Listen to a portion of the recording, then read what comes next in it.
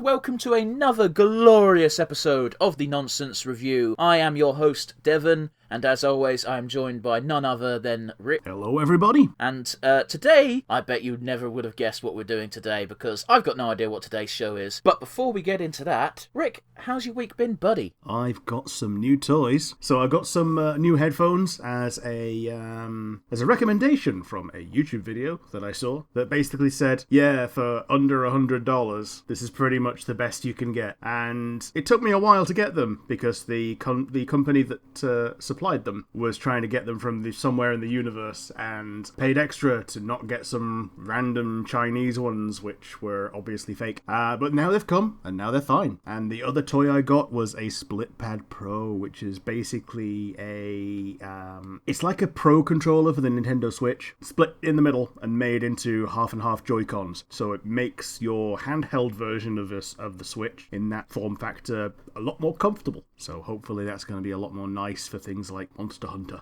You see, now I get the appeal, because before I saw the design of the thing because you showed us pictures, and I was just like, oh, that seems like just bulkier Joy-Cons, I don't see the point. But because I always play on the TV, my brain didn't even associate it with the handheld mode. Now it makes a bit more sense. I get you. There was one that I wasn't able to get because they just don't ship to the UK right now, that also worked as a Joy-Con when not attached to the console, and you could just stick it together with a thing in the middle and make it into essentially its own Pro controller. Right, I get you. Yeah, so you wouldn't be able to use, obviously, the default one that comes with the console, because that's already got handles on it. But yeah, it's a nice little gadget. Have you gotten a chance to try it yet, or? Yeah, it works really well. It makes running on the wolf in Monster Hunter a lot more intuitive, because it's a really weird feeling to go R1 and L2 when you've got little tiny poxy little buttons that are hardly buttons.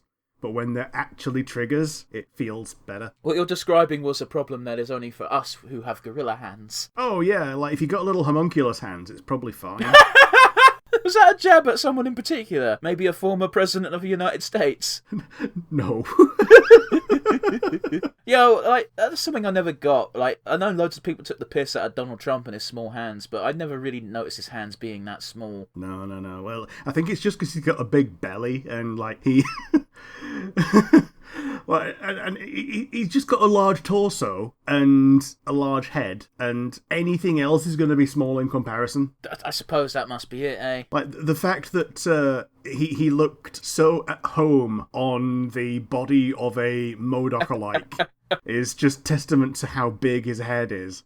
And, yeah. Both in universe and colloquially. But yeah. The other thing, the third and final thing, it's not really a toy that I've got, it's a toy that everyone has got that you may or may not be aware of. The Disgaea 6 demo is now available on the Switch. I was not aware of this. I need to download that once the podcast is done, because I want to see how wacky the new characters are. Yeah, and apparently it ends just before the end of Chapter 2, and you get to keep your progress. Jeez, that's quite a fucking hench demo. Mind you, before the end of Chapter 2, that's probably just before you unlock the item world in the actual game, usually. Pretty sure that's exactly it, yeah. So in Disgaea 5, I think they gave you essentially Chapter 1 apart from the boss, and you could get up to like level 400 or so in the demo, and so many people just did because it was a new Disgaea, more Disgaea was coming, and people were just taking this amount of time just to get bullshit powerful with this. I love Disgaea, but one of the problems I've always had with it is a grind simulator. Yeah, they've expanded the numbers in this, so oh yay, there are bigger numbers right from the get-go, and it's a way to get people used to seeing lots of numbers. If your normal damage is a telephone number and your opponent's normal damage is a telephone number, then it's less daunting when you get to the post game. It's like the opposite of most RPGs, where most RPGs are like, let's take off a couple of zeros because we don't need that much. But this one's just like, nah, fuck that, put all the zeros in. Yeah, you got the Mario RPG style of, I do 2s and 6s, and if I do 12, then oh my god. I mean, shit, even just low-level D&D. Like, I just did 8 damage. I nearly killed a guy.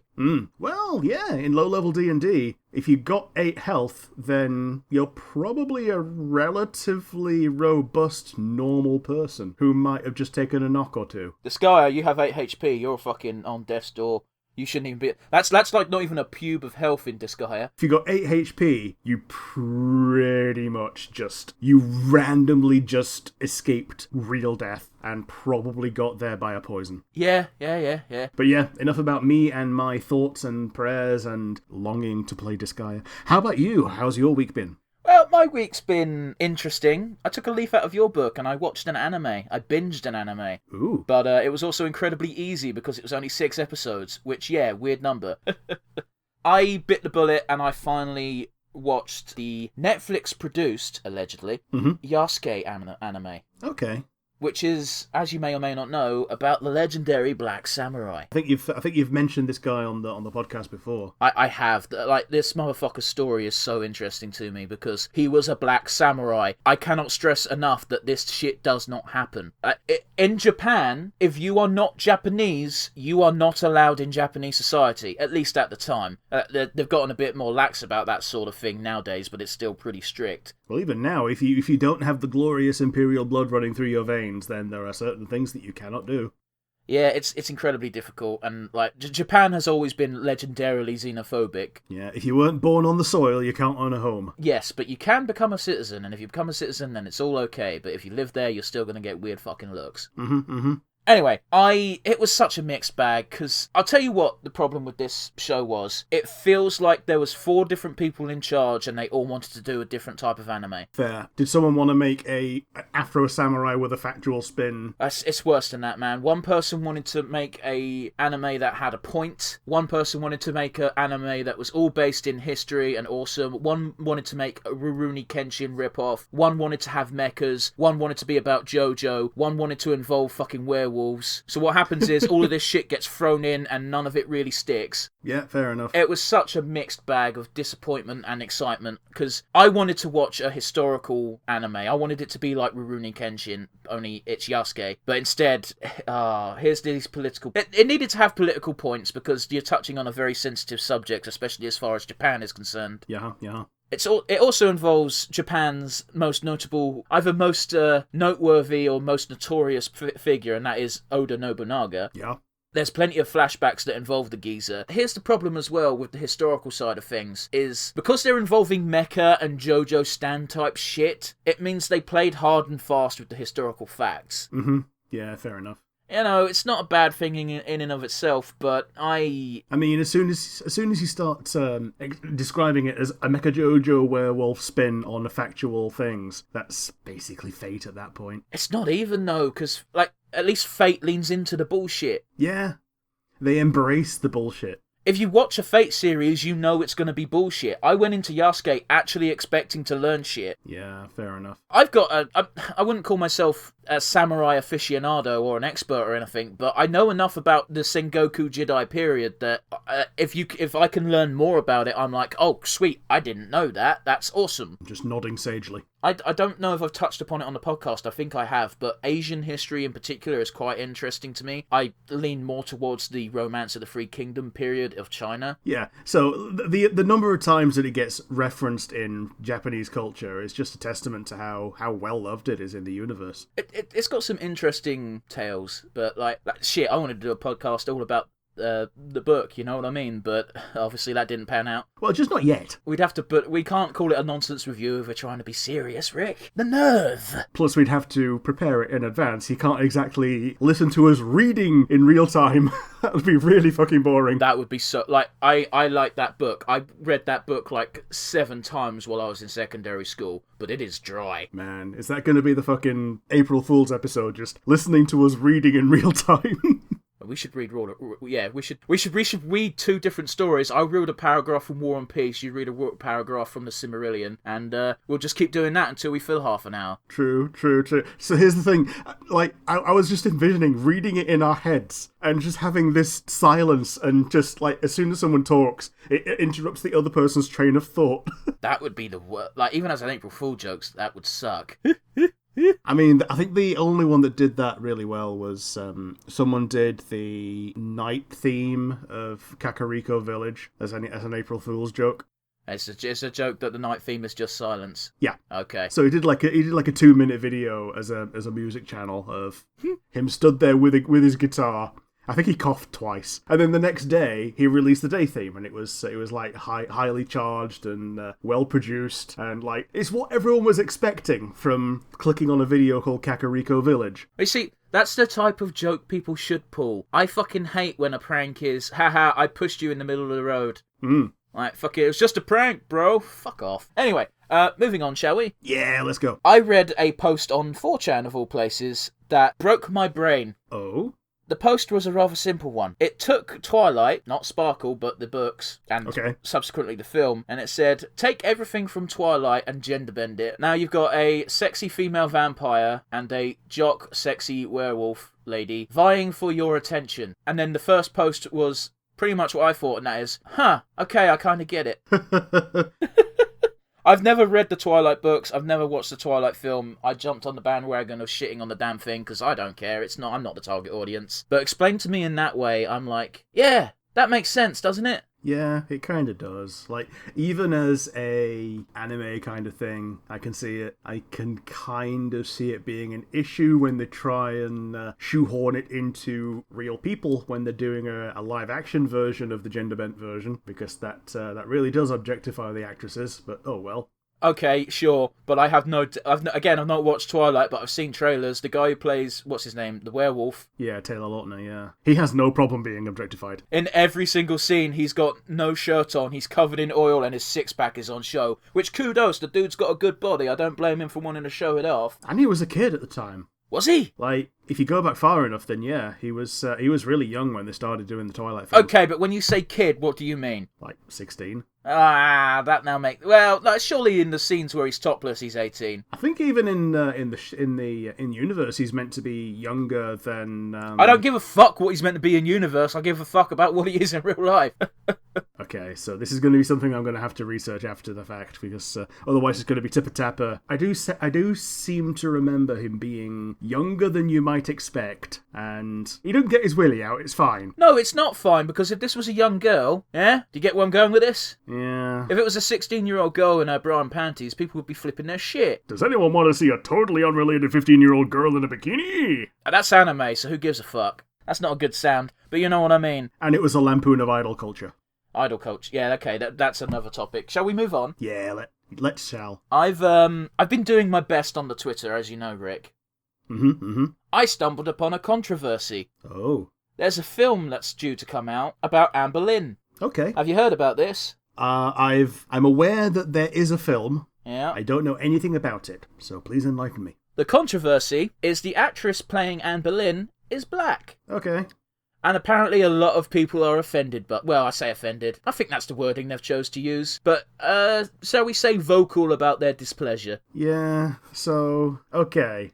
Yeah, are we tiptoeing? Yeah, I see why it has become a controversy and not a straight-up black and white argument, if you'll pardon the pun. Okay, so... Do you want me to say my stance first to make it easier for you? Sure. Alright, Anne Boleyn is a historical figure from the Tudor times. Anne Boleyn was very white. Yeah. We have portraits of her. We do. Now, usually when this type of argument comes up, it's very easy to throw away the side that's making a fuss over it, because it's like, what's his name? The most recent one was Johnny Blaze from the Fantastic Four. Not Johnny Blaze, that's Ghost Rider. What's the name of fucking Human Torch? Yeah, Johnny Storm. Johnny Storm. Johnny Storm was played by a black dude. And there's a lot of people going like, you can't do this, he's white. And I'm just like, it's a cartoon character. Not cartoon character, a comic book character. Who gives a fuck? No one actually cares. Well, no one should actually care. Now, the reason why this one sort of has slightly more traction is the film is apparently meant to be a historical drama based on historical fact. Which kind of ties in with the Yasuke thing that I was bitching about. The argument has a bit more traction.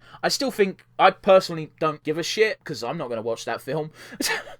I live in England. We got drilled the fucking history of Henry and his 6 bloody wives. I don't give a fuck anymore. Man, I don't mind if it's a take on something that's factual, that's what if X but Y. If that was the case, then the argument for the actress needing to be white, it completely goes out the window. Truth be told, I don't know enough about the film to say one way or the other. I don't really give a shit. And I also don't mind if it's a fictional thing, like you said before. Like, I'm going to bring up the Death Note Netflix adaptation. They made Light Yagami into a American guy. Yeah, but do you know what the most the most annoying thing about that film was? Go ahead. They gave Elle some kind of weird space gun. Why would you give Elle a space gun? No, sorry, I exaggerate. It's like a laser beam thing. I don't know the exact connotations. It was sent to me out of context to make me laugh, but it's ridiculous. They also have a parkour chase scene between Elle and Light, which completely defeats the purpose of their battle. Yeah, it does. Like, the only time that that Light has a parkour chase scene is right before he dies, after he's been shot. Spoilers. It's 150 years old. It's pretty old. He's also the villain. He's gonna lose at some point. Well, he's technically the protagonist. Okay. He's a hero protagonist. He's a villainous protagonist. He's very definitely not a good guy. Oh no. And if he didn't die at some point, the series would still be going. That's true enough. Man, I really lost. I feel like that anime went downhill after Elle went. Yeah, it absolutely did. They had their best character, and they sacrificed him to show how much of a chess master the main character had become. And they kind of did the same thing with Naomi Misora really early on in the show. Like, she was a really dangerous, heroic character to have in the mythos, and the writer was like, oh shit, I've introduced her too soon. I'm going to have to kill her immediately. That means I've now wasted this character. Oh well. And then he went back and wrote her into one of the side stories afterwards that was a semi-prequel. If I recall correctly, that's the character who gets that really awesome end of an episode where Light just grins in victory, writes her name down, and as she's walking away, it turns the street into a gallows. Yeah? Yep. Yeah, I believe so. That one fucking hit me hard. And I was also like, wow, that's a really, really beautiful transition. Oh, I gushed about that for about a month. That was back when Death Note had production values that were artistic-based rather than shock value. Yeah. I've got a lot of things still on my list, but let's talk about one... No, you know what? Fuck it. This is all relevant. Do you want to talk about our government falling apart in front of our eyes, Rick? Oh... No, we'll move on. Let's just let the viewers know we're aware about our government having a very active bitch fight in the public eye, and we'll move on to the next thing, shall we? And I'll make this my very last thing before we actually review the damn thing we were meant to watch. There was an announcement this week about Final Fantasy Souls. Okay. What do you think? I didn't know about this. I knew that they were doing a Dragon Quest something or other. Wow, have you really missed this? Because I swear a friend of ours posted it in the group chat. If they did, then they posted it in one of the chats that I have muted. It was on Skype, so I didn't think you could mute those. Either way, essentially, it's not actually been announced. I think it was more of a leak or like a teaser of someone at the studio saying they're developing a Final Fantasy game with a Dark Souls-esque feel to it. And I'm not as hype as some people might think I'd be at that news, because I'm a weirdo when it comes to Final Fantasy. I've been kind of disillusioned with the franchise as more and more games have come out, pretty much since 13, and not even 13, I'd even go as far back as 12, where they changed it from traditional turn-based to, hey, let's get wild. I think my actual cutoff point was kind of 10, where when you introduce voice acting, you remove an amount of imagination. Yeah, I kind of get you, but... Like, 10 was good, don't get me wrong, but, like, everything before that was... It's a weird one where I owned the console for the ones before that, whereas from 10 onwards, when I first played 10, it was at a mate's house, and I pretty much got through more or less the entire game before getting my own PlayStation. And when I got my own PlayStation, I just went back through the game off my own back, but it was a replay, and it was a retrospective, and like it took away the magic to a degree because I'd already been through like 2/3 of the game by that point. So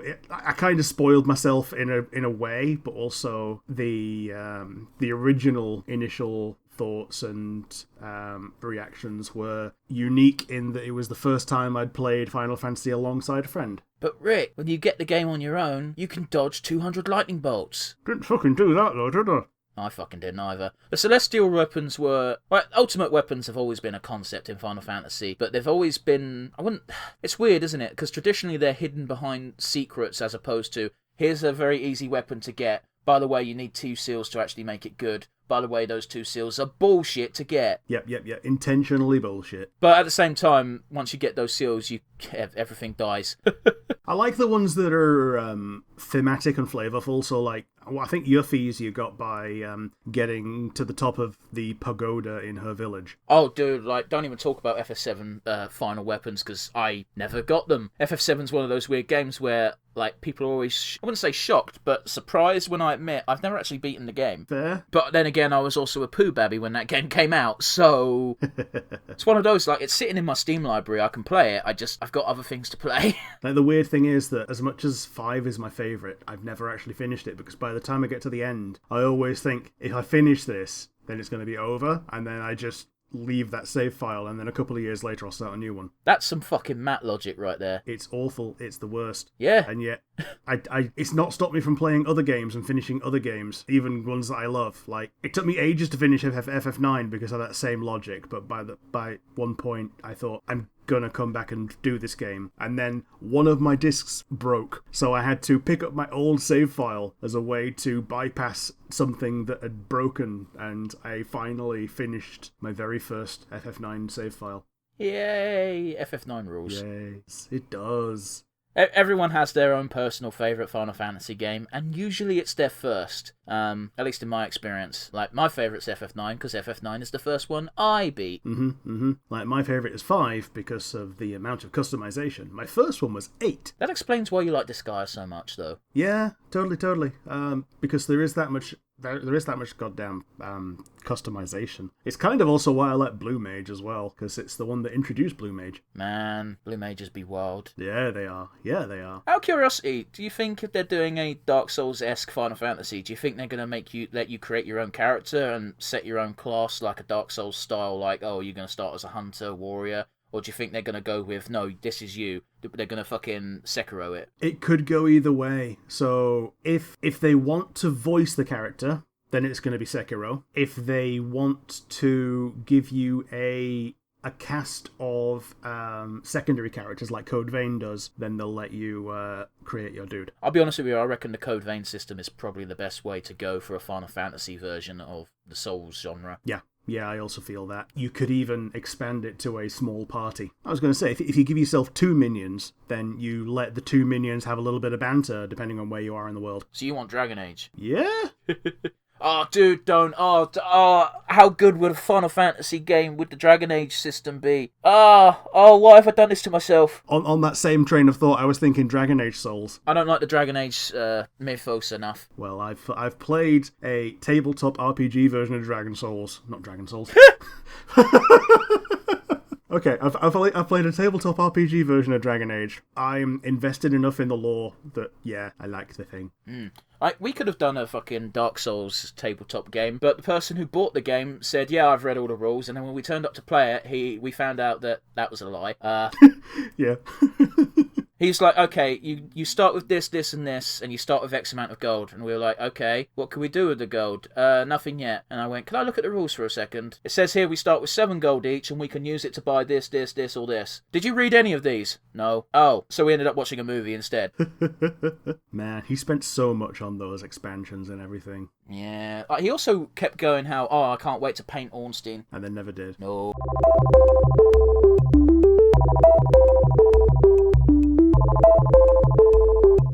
Sorry about that, guys. We had some technical difficulties, but we're back now. Yes, we are. I can't rightly remember where we left off. That's how bad the technical difficulties were. But we were about ready to move on. So to that end, Rick, you know what we're doing today, and I don't. So what the fuck are we doing today? Okay, so this show is near and dear to my heart, in that it's the thing that pulled me back from the brink of becoming solely a weeb. It's the first cartoon Western animation that I liked as a over 18?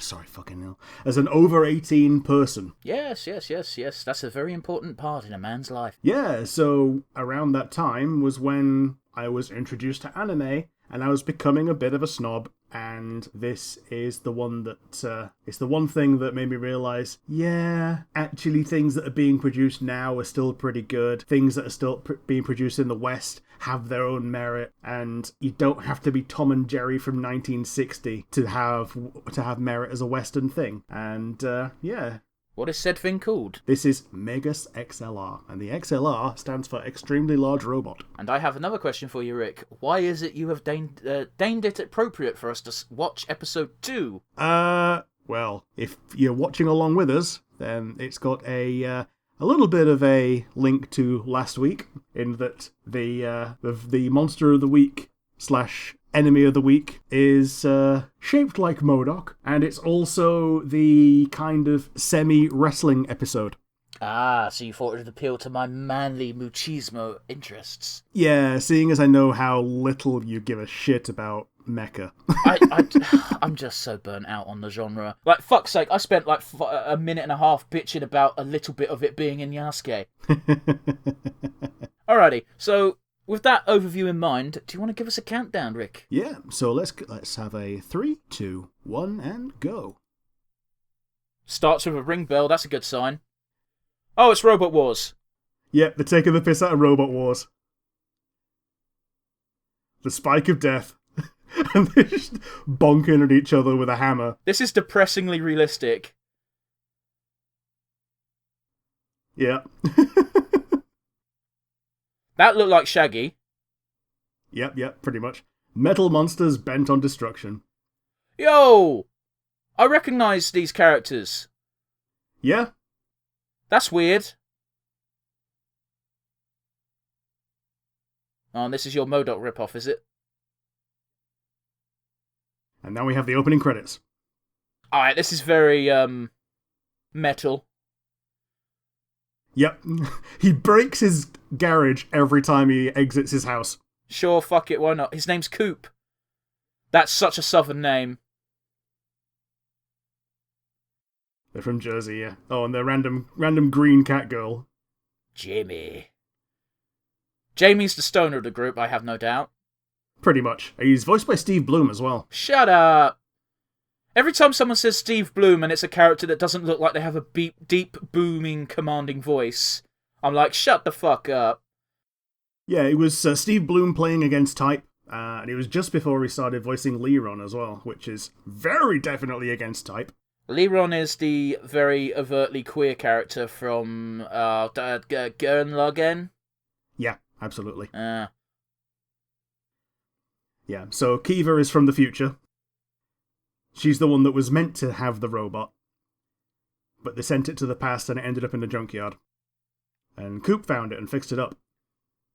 fair enough. Oh, dude, he's even got my taste in women.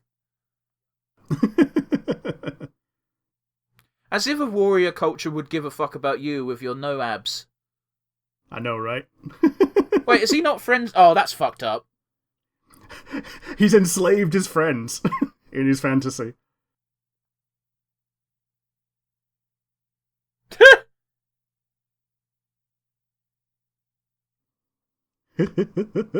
So the reason Coop's in charge is basically because he is an expert mechanic, I assume. Yeah, he's like an idiot savant in terms of being an expert mechanic. Like, he's not classically trained. He's self-taught.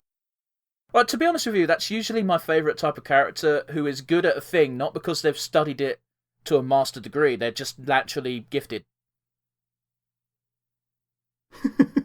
I don't like his feet. This is basically... Yeah. I think they even talk about it in a moment.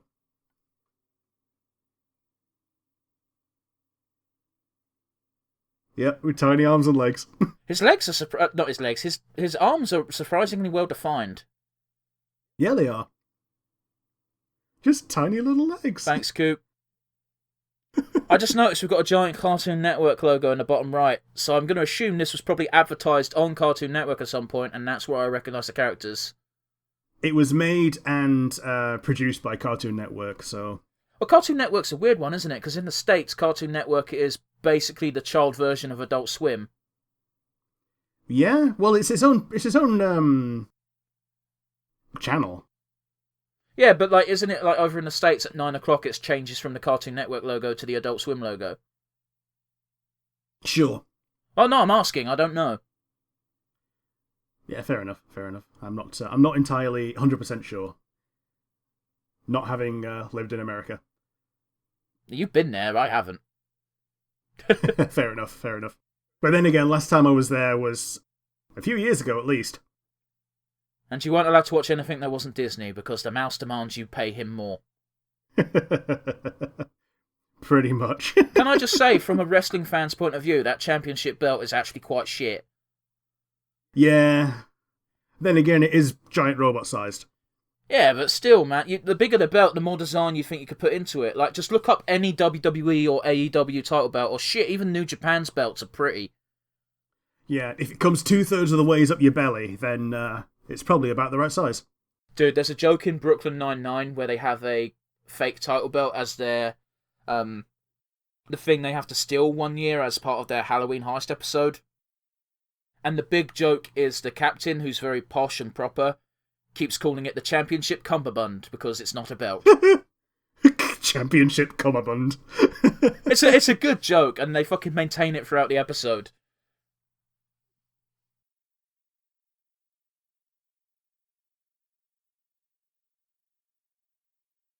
A nice catch there, Coop.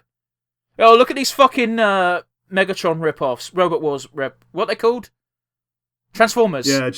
Yeah, Transformers rip-offs, yeah. Oh, Jesus. I was trying so hard to think of the series name and I just couldn't.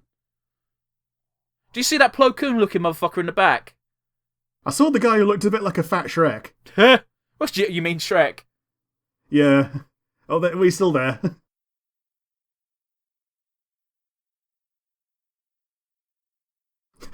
He flicks away the coins and just accepts all the pocket lint. Well, they obviously must have currency that is so different from Earth. Mind you, you think because this is an international betting ring, they'd accept more than one form of currency, wouldn't you? Yeah, true, fair enough. I don't know, man. Unless it's like a Tatooine Mos Eisley deal where it's like, no credits, we don't like Republic, fuck you. Yeah. Even though, like, hey, guess what? You can still use that in other places. Mm-hmm.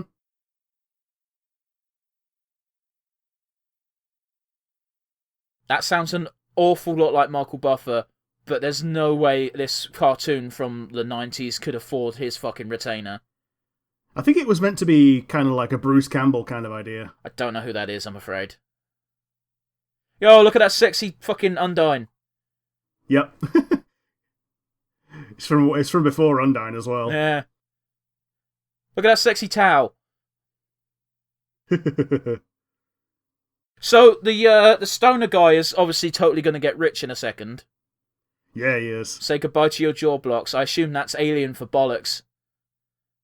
I think it's your cheeks. And by clean, I want to see total chaos and destruction, yeah.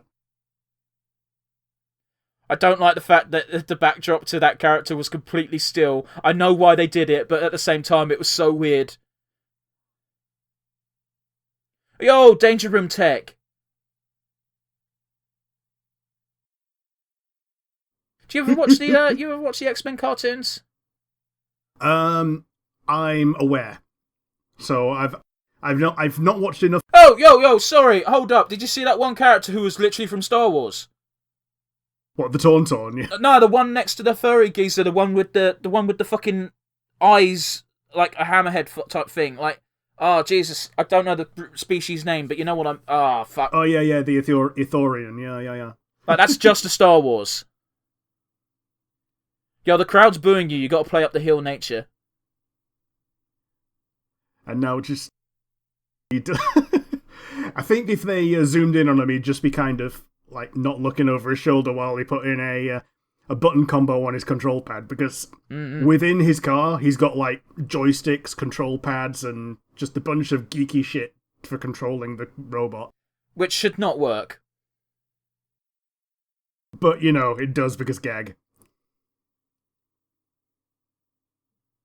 Yeah, I respect this guy's readiness to fuck things that he might not even be able to fuck. That's a bard at nature. Yeah, pretty much. Dude, it's one of the reasons why I kind of like Constantine from the DC comics. Like, that dude has fucked a lot of weird things. They never say he has, but you know he has. Hmm.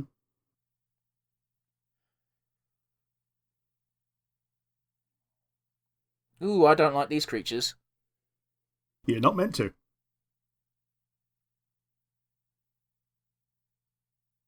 Like, to her credit, she's trying to back out of it while... Mm-hmm.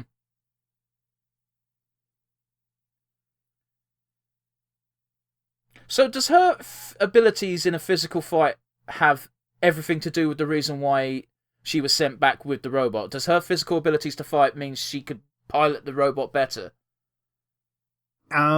If the robot had its original head, then probably. Right.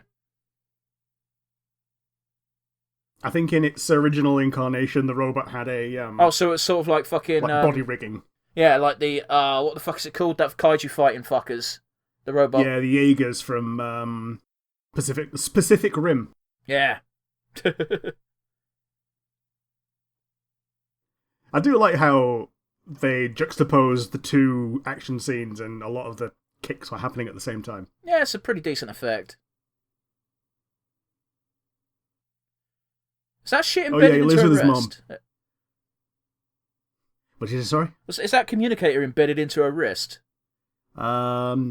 If not embedded, then mounted on her wrist-mounted thingy.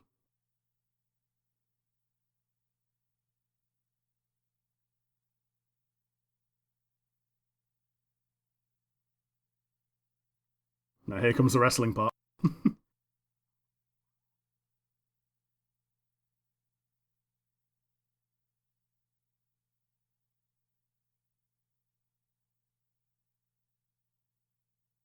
Like, here's the thing, right?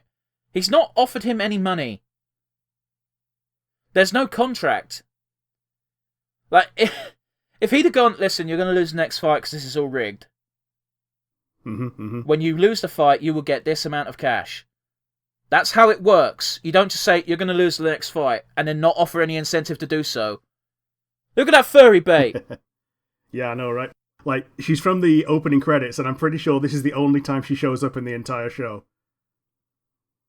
Look at this Megazord! Yep, it's the it's basically just a red version of what Megas used to be, I guess. Hmm.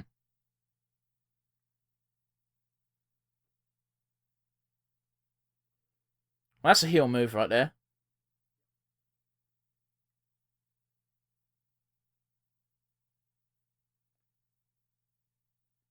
You didn't get... I get the character's motivation, but you'd think he'd be smarter than this. Yeah, especially when he's literally just said, I'm not gonna do the thing.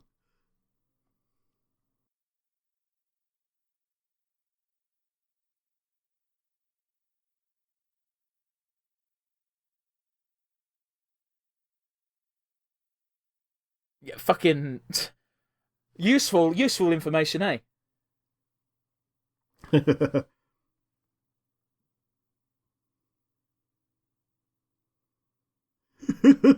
Is that racist? Yeah, like, saying it when you're right next to them as well. I think they're probably gold diggers or prostitutes. Oh, totally gold diggers. Man, they sure like using that effect, don't they? Yeah. Oh, they just did it twice in a row. Oh, okay, the gag, okay. It makes sense with the context of it's actually the replay that he's choosing to use for his show. Now,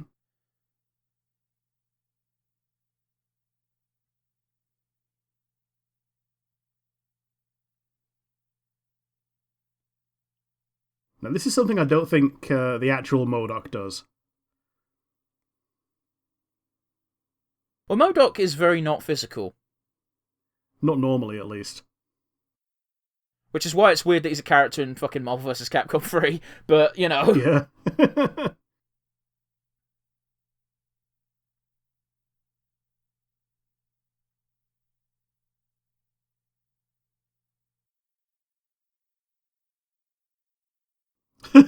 Go get him, Kiva. I got your back. I appreciate the moxie at the very least.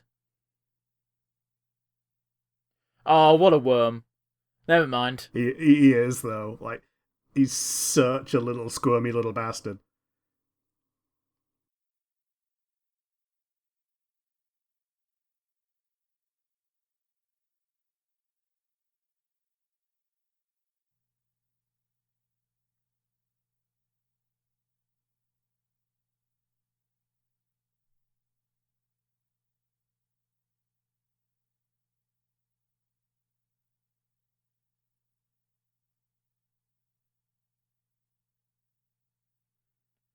There we are, man. It's been a while since I saw this episode, and I'm actually getting engrossed in the little bits here. This is have I ever told you about the wrestling match for the custody of Eddie Guerrero's kid? Rey Mysterio's kid. It was a ladder match for custody of Dominic Mysterio. It was Eddie Guerrero, because Eddie Guerrero was the quote-unquote biological father, whereas Rey Mysterio adopted him when he was like a baby. And they hung the custody papers above the ring in a briefcase. Whoever got the briefcase could sign the forms and become his legal guardian. It was so fucking stupid. Oh, jeez. Stupid. Dude, it looks like it's embedded in her wrist. Like, there's no device on her wrist. It just looks like it's coming out of her body. Fair. Oh, Samurai Bot! Many Samurai Bots. That's bullshit. Oh, that's when the credits would have been. Not the credits, the ad break. The ad break. And were we a different podcast? Should I just? Yeah. Maybe so. Should I just flash a false advertisement during that 2-second bit? I don't know. Fucking what could we pretend to advertise? Bloody can't use a real product. We'll get sued. The space food court, I guess. Jeez. You are a fucking idiot. Idiot. Fucking bellend. You can see through the cage, you fucking prick. Well, there probably would have been a better way if you weren't an idiot. Fucking tool.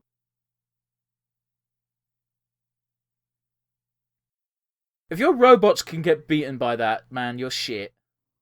Well, it's Samurai Jack logic of, yeah, they are robots, but, you know, a strong breeze just takes care of them.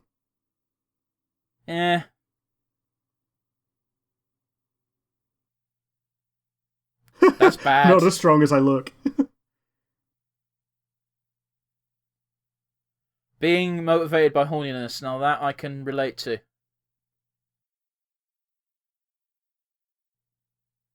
Will you do it for a Scooby snack? Really, if she could do that, why bother even trying to get him to do it? Also, why save him? He's actually worthless.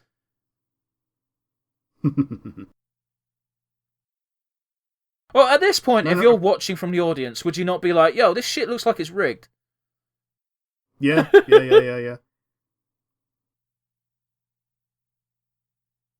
I'm pretty sure I've seen these designs somewhere. But then again, you know... Everything in this show has been pretty generic and ripped off from something. Yeah, fair enough. The main robot is kind of interesting, but even then it's only because they decided to bang a fucking car on top where its head should be. Yeah.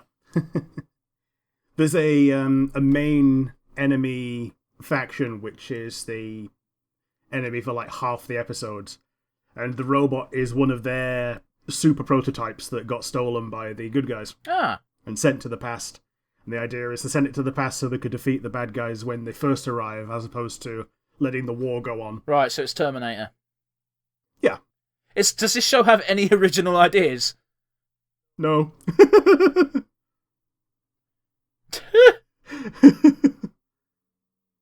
Oh, dude, I'm not going to bring up the argument again, but fuck, it rubs me the wrong way as a wrestling fan when people are like, shit's fake. I don't have the time or the energy to argue with everyone. Oh, it's a cage match now, great. Oh, I even said it. Cage match, now we're talking, yeah. Dude, have you ever seen there's a TNA match which is a cage match where the cage is electrified, and it is hands down the worst match second worst match I've ever seen. Do they have to just fucking pretend that it's electrified? Well, yeah. But here's the best part. Sometimes the wrestlers forget that. Oh, yeah, and they start climbing. Well, they touch the cage and nothing happens, and the commentator has to go, the currents running through the steel cage are variable, so sometimes there's no actual electricity in the cage. but sometimes there's a deathly amount, and it's so fucking silly.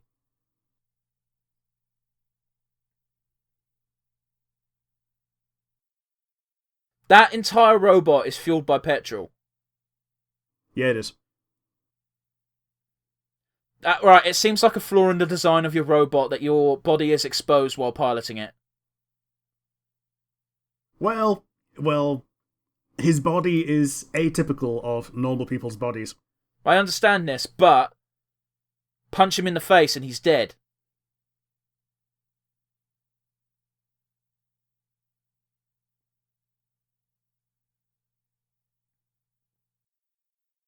Do I want to know what this is? Or is this introduced in this episode, I assume? It's pretty much only used in this episode. Well then. Yeah, he's just installed random shit in the robot. This seems like a poor tactical decision on your part. Why bother putting the disco ball in?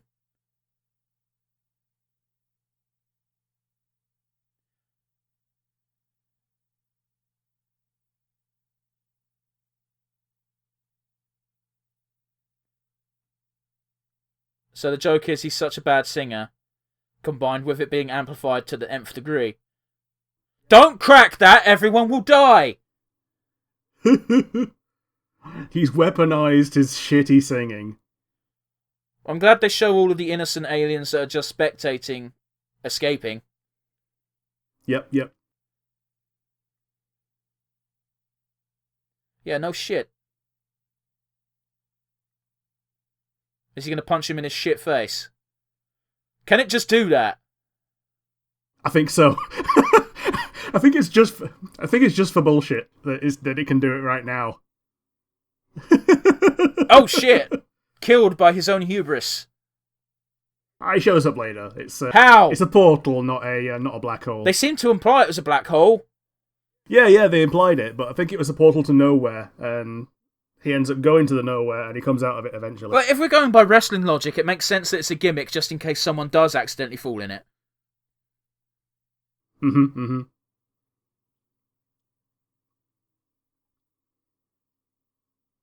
That's not real.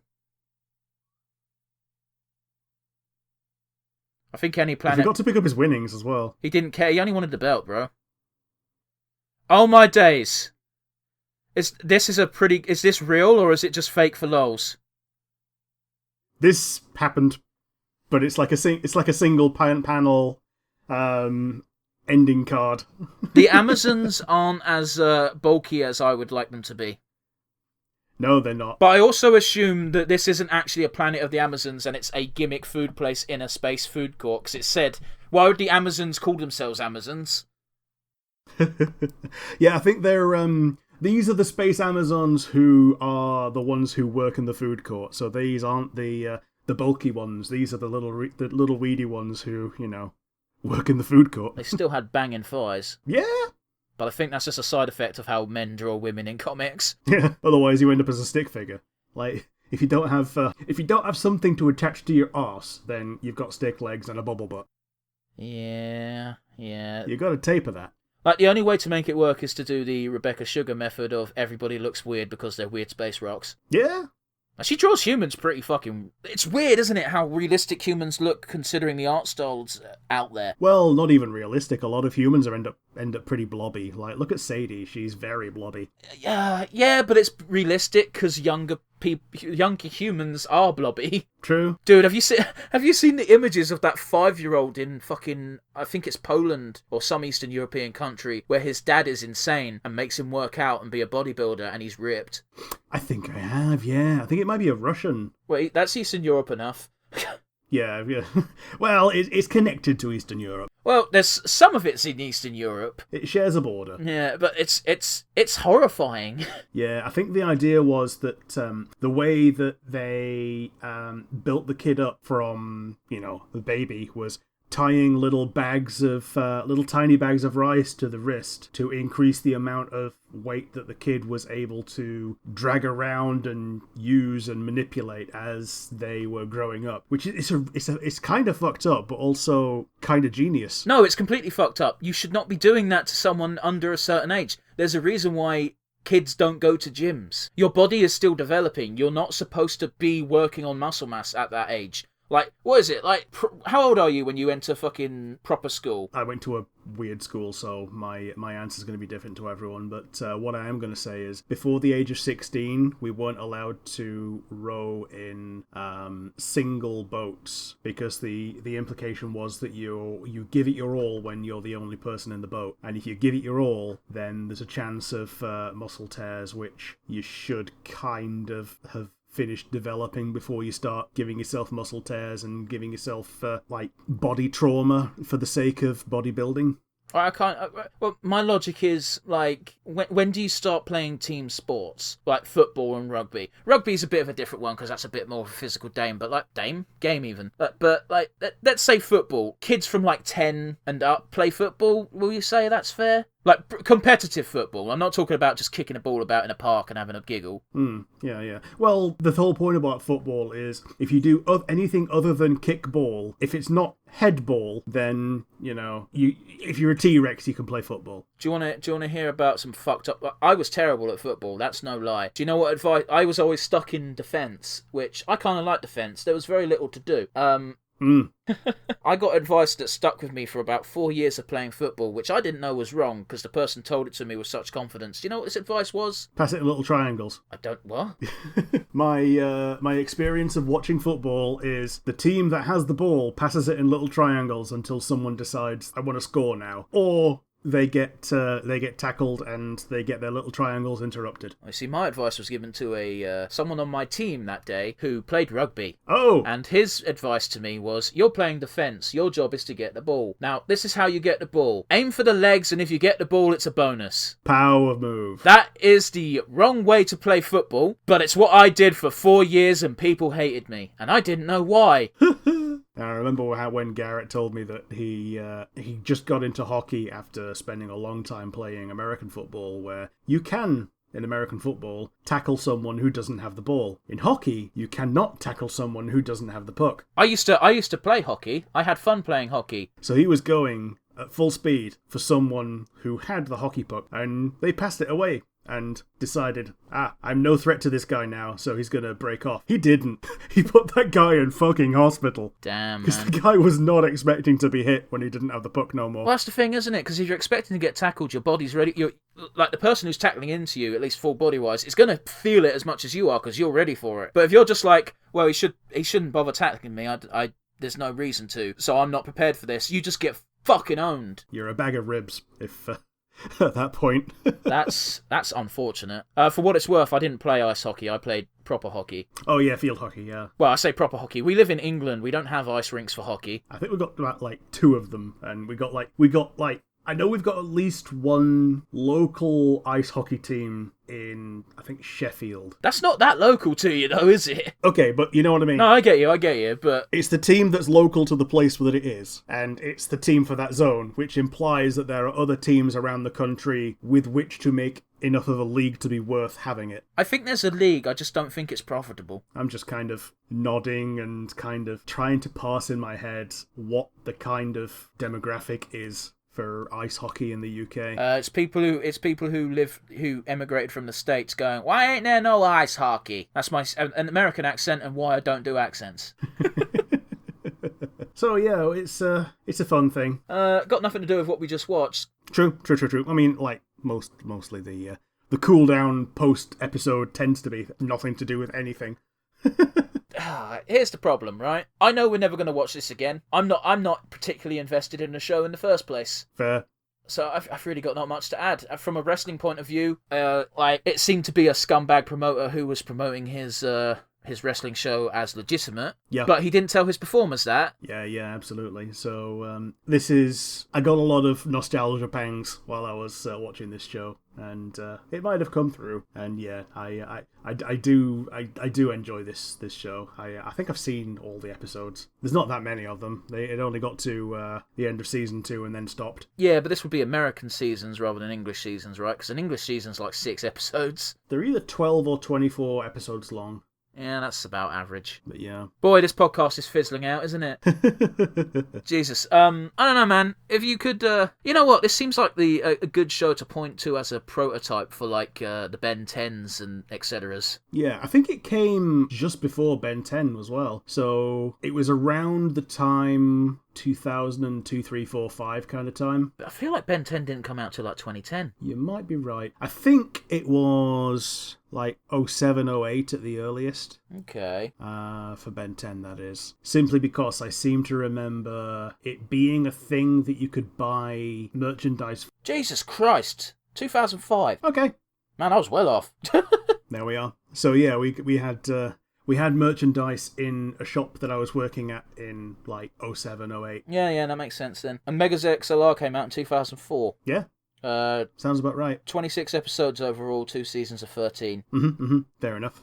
And they only had one 2-parter, and it was the finale. Did it actually end, or did it leave a note for, like, hey, maybe there's more? It left it open to a season 3. But did it close off plot points? It kind of did. Like, it brought the main villain over to the Allied side against a bigger foe. So no, but they kind of parted on bad terms anyway. So the universe continues, but it shows that they can work together. All right, I get you, man. A bit of a tangent. Speaking of Ben 10, Man of Action. That's the guy who made that, right? I don't know. Something along those lines. That motherfucker's executively producing cartoons for Cartoon Network nowadays, so he's done well for himself. Yeah. At least I assume it's a dude based on his name of Man of Action. Well, either that or a mini conglomerate micro studio. It could be, but like the dude was like it seemed to be credited as a single dude as opposed to an entity. You know what I mean? Because when it's an entity, they usually have like an entire role of these are the people who consist of this company. As opposed to Man of Action. Yeah, fair enough. Anyway, I feel like I managed to elongate the podcast with a more of a happy note with that little tangent. So that all that's left to say, really, is our farewells to the ever-loving audience. So, as always, guys, if you've made it this far into the podcast, we do appreciate you sticking around. And hopefully you've followed us on Twitter by now, and you may or may not get a brief preview of what we're going to review next week. But for now, all that's left to say is goodbye, guys. We'll see y'all next time. Yep, and it's goodbye from me. And yeah, follow us on the Bird app. You can't call it a bird. Legally, it's not allowed to be called a bird. It's the Bird app, it's fine. We're going to get sued. But yes, on that pleasant note, bye-bye.